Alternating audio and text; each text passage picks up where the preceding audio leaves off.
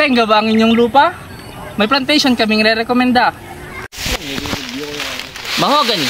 Mahogany tree is from the family name of Meliaceae with the scientific name of Swietenia macrophylla. Mahogany. Madaming advantages ang mahogany tree. Isa dito ang carbon sequestration, nagpe-prevent siya ng soil erosion, and nag-i-aid siya in increasing the groundwater level.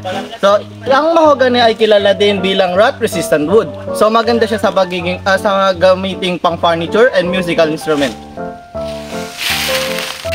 So, ang purpose ng mahogany plantation is good for timber production. Kaso nga lang, ang disadvantage ng planting mahogany tree ay vulnerable siya sa insekto, gaya na nga lang ng mga termites.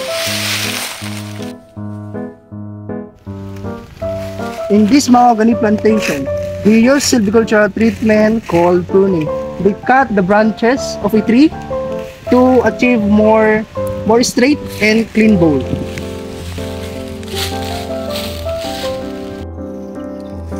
Sa tingin naman, ito ang pag-alis o pagputol ng mga puno kung masyadong dense na ang inyong plantation upang mas gumanda at bumilis ang tubo ng mga natitirang mahogany. Noong 2007, ito ay maisan at ginawang plantation ng Pamilya Lusong. Ngayon makikita nyo ay mayabong na ito